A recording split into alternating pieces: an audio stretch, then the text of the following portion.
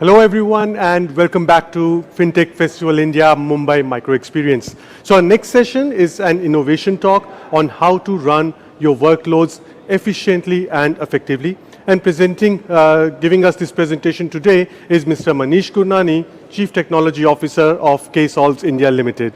Over to you, Manish. Please go ahead and take the stage. Thank you, Amit. Good evening, everyone. And it's really a privilege to be a part of this FinTech event. And thank you to FinTech team for inviting us to this event. I am Manish Gurnani. I'm CTO at KSolves India Limited. And I'll give a brief talk about how can we run our big data workloads efficiently and effectively. So here's a quick introduction about our company, KSolves India Limited. We are an NSE listed company, close to 375 plus engineers, architects, delivering world-class solutions. A quick intro about me, almost 2 decades of experience working with Fortune 5 companies, building solutions. And pretty much I basically am technology agnostic guy, worked on a lot of very technologies. Okay, so the agenda for today is, I'll start with the 5 V's of the big data. How do you define efficiency versus effectiveness? How do you make your big data loads more efficient? And how do you make them more effective? And finally, how do you a framework to help you judge whether your big data project will be success or not? Okay, so the 5 V's of big data. Obviously, the first one is volume. The big data is coming in great volume. It's the data which is coming in great volume. It's coming across sensors, coming across devices. Next V is velocity, the speed of ingestion of that data into your workflow and processing of that data in your workflow. The third V is the variety. Variety implies the big data is coming in different formats. It could be structured, it could be semi-structured, it could be unstructured. For example, data coming from log files, data coming from CSVs, data coming from images, data coming from documents. The fourth V is veracity, which indicates what is the quality of the data that is coming in, whether that data is of any, whether that quality of data that is coming in is good or not. And finally, the most important V is the value. If the data is of no value, there is no point of working on that data. Moving ahead. So how do we distinguish efficiency versus effectiveness in terms of big data workflows? So efficiency essentially means optimizing things or optimizing your workflows, doing the things in the right way, reducing your waste. Maybe it may be in terms of time, it could be in terms of money, it could be in terms of effort. And we will see in the next slides, efficiency is essentially going to be a technology function. It would be driven by your technology leaders, your technology team. If we go to effectiveness, effectiveness means doing the right thing. Whether the workflow that you are creating, is it creating value to your business?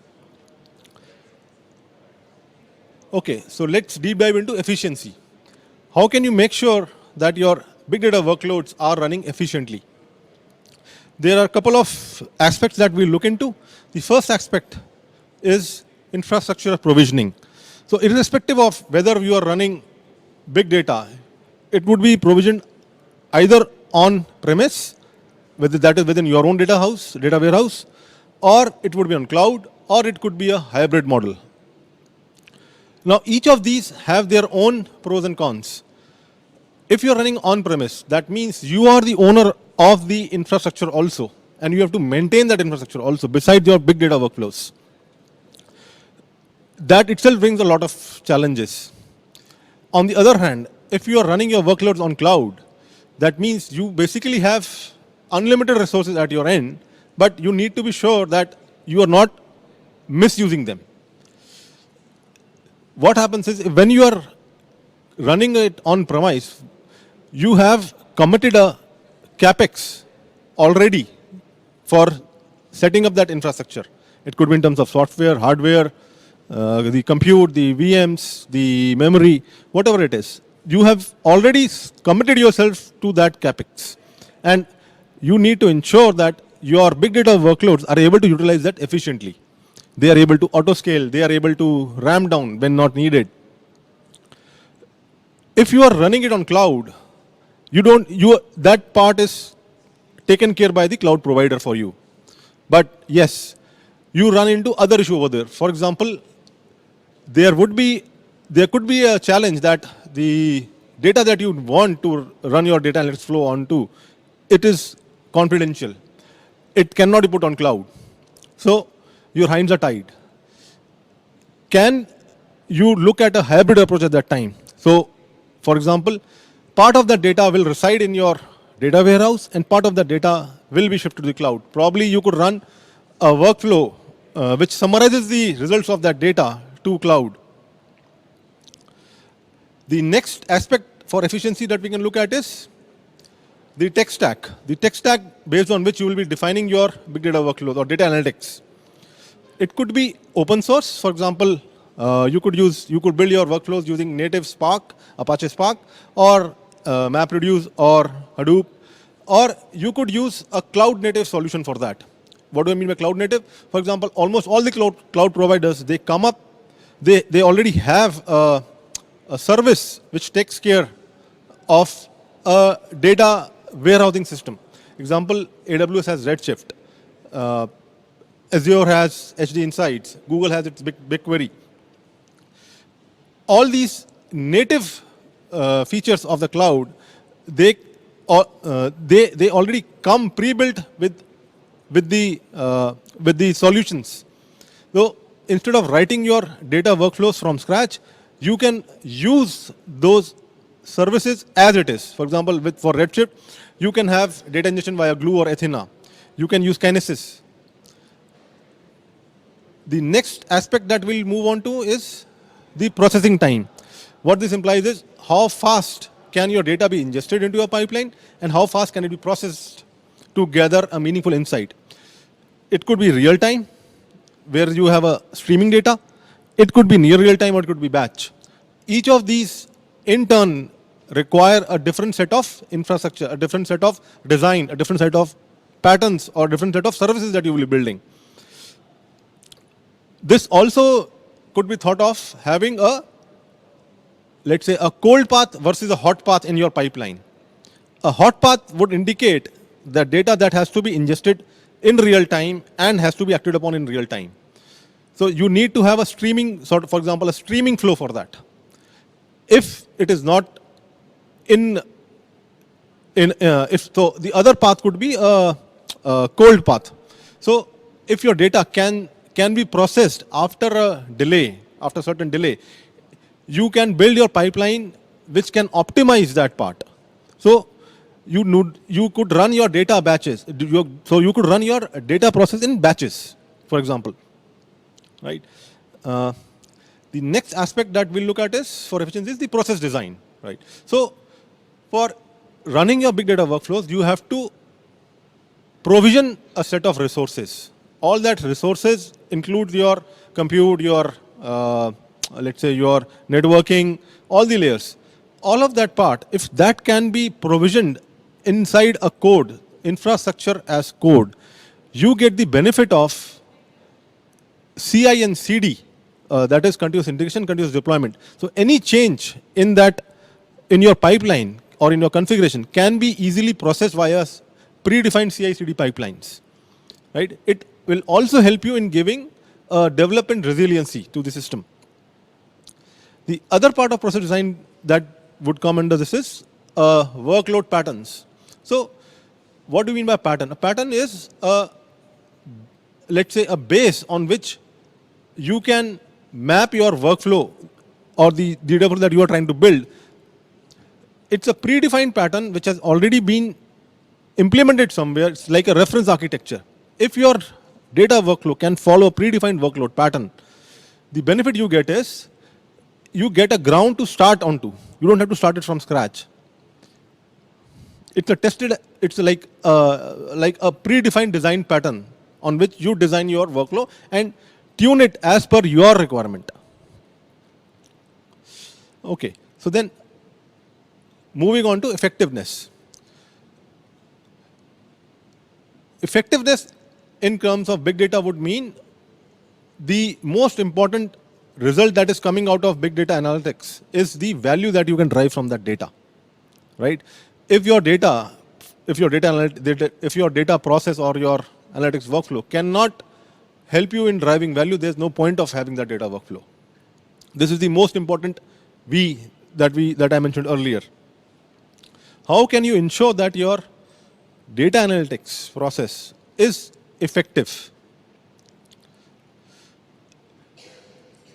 The thing to be kept into mind is there is already an operational process which would be running in your business to drive its value. Can that operational process, existing operational process, integrate with your data analytics? Like I was saying, use your data analytics workflow to integrate it with your existing operational process and make it more integrated so that you can drive maximum value out of your existing operational process. How can we do that? So, you need to identify certain key questions which drive your value, which are important to be answered so that you can have maximum value from your data. These key questions need to be answered by your business stakeholders. Once you have identified those set of key questions, you can provision a discovery sandbox which they can play around with. So for example, it may not necessarily be a production replica, but something which is similar to a production database. And it allows these key stakeholders to basically run queries on that and identify whether the questions that they have, are they being answered using your current data analytics jobs. At the same time, it will also allow them to discover some new patterns, right? So with this, now you so now once you have this discovery sandbox also available, and you have an existing operational process for which is already there, and with the discovery sandbox, you are able to decipher or come up with new design patterns, the new insights. Can these to be merged to build a more intelligent system which can enhance the value of the overall operational process? That is the goal, that is what I mean by effectiveness over here. With all of this, there would be certain steps that would be repetitive. Can you automate those steps? If yes, then the cycle is complete, right? Okay. Then now, I mentioned that effectiveness is basically a business function. Why? Because all these key questions have to come from the key stakeholders. They have to come from the business holders. They have to come from marketing. They have to come from your financial head. They can drive these questions because they know what is needed for the business in terms of value. So these all things that you see, these are all being driven by the business leaders. Hence, effectiveness is essentially a business function. In case of efficiency, all the aspects that we saw, the process design, the processing time, the infrastructure decisions, they were primarily driven by technology people, the technology heads. So if efficiency is essentially a technology function, right? Okay. Now, for your business to be more effective, you have identified operational process, you have improved it, you have made it into a system, but what else can be done better? So, data to decision. How much time does it take for the data to be moved into your system, ingestion, cleaning, processing, so that it can be used for taking a decision by the management? The velocity of the data in the entire system.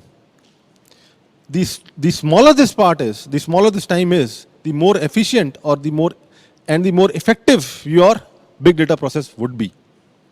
And last, for effectiveness, the organization needs to have a data-driven culture.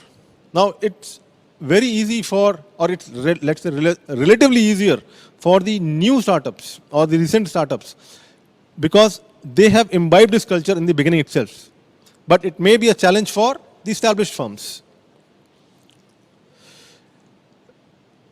And in the last, I'd like to speak about one framework which can help you decide whether your big data project is going to be a success or not. This is coming from two very eminent professors, Carsten Pedersen and Thomas Ritter. They came up with this framework and they suggested that divide your data into 4 parts, or you look at 4 aspects for your big data project. The first one is, they said, is data.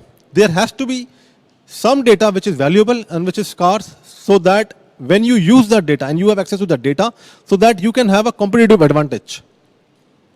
The second aspect that they said was, do you have autonomy to build on that data? So for example, do your employees have the freedom to work with that data? Can they engage with that data? And a perfect example of this autonomy is Google. Google gives its employees 20% of time to play around with whatever they want to. And that has in turn created an ideation culture over there, which in turn has led to creation of very, very good products from Google side. The third aspect for this success framework is technology. Is the current technology that is available, is it possible, is it feasible to build your big data solution using that current technology? And the last aspect that they said is accountability. Or whatever you are trying to achieve through your big data or your data analytics job, is it breaking the law in any case? Is it ethics compliant? Example of this could be Facebook's Cambridge Analytica. Now, they had a great process, but it was against the law. So based on these 4 items, what you need to do is you need to assign a 1 where you have that and 0 where you don't have that. For example, if you have data, you assign it a value of 1. If you have access to data, that means. And then you sum these scores. So based on that score, you can then decide whether your big data project is going to succeed or not. This is the score to implication mapping that they have suggested. So a 4 means there's a good chance that your big data project will be a success. Or a 1 means, that means probably it's better to close down that project. All right, that's pretty much I had. These are quick references that that we have used. And then finally, if you want to contact us for KSolves, these are our numbers and our email ID and our website link. Thank you with that. It's been a great presentation, of course.